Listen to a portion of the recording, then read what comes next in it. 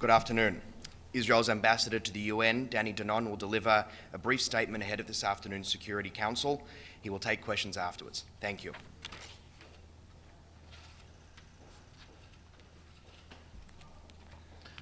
Good afternoon. In the last 24 hours, history changed. The United States of America struck Iran's nuclear sites at Fordo, Natanz, and Isfahan. It was a necessary act and a brave decision to remove the greatest threat to global security. The world and the Security Council should say clearly and without hesitation, thank you. Thank you to the United States and President Trump for acting when others would not. Thank you for standing firm when others looked away.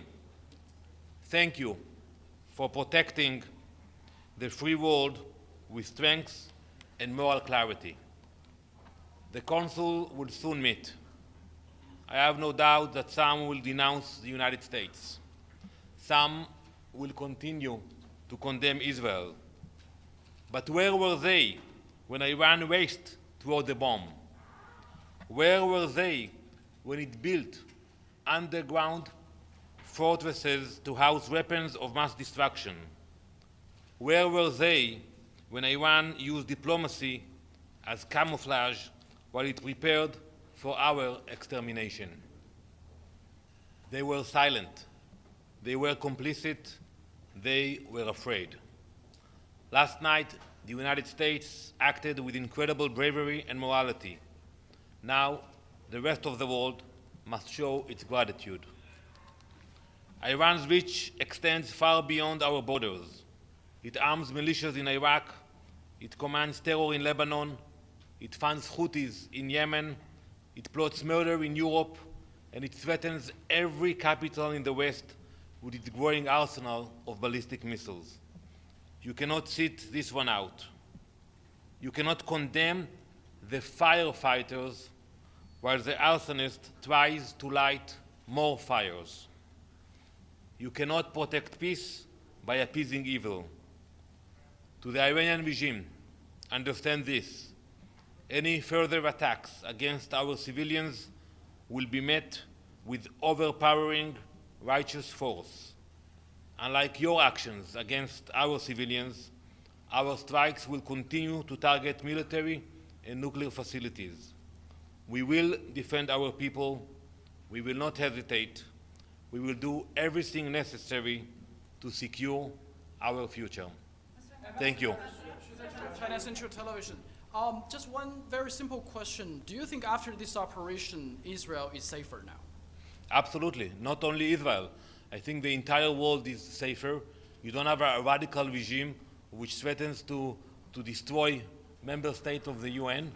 And today I think we have a historic days. Iran International.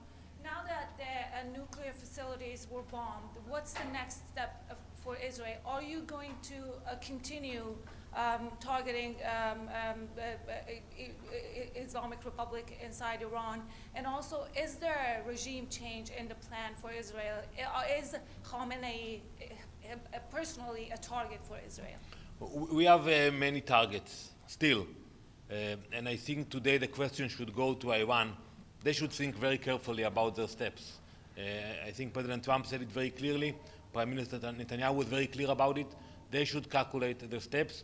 Regime change, that's up to the Iranian people. I pray that there will be change for the people of Iran, but that's for the Iranian people to decide, not for us. Yeah. Ambassador, excuse me. We have very strong defense capabilities. We have proven it. The problem is that the Iranians, they target civilian cities, not military bases.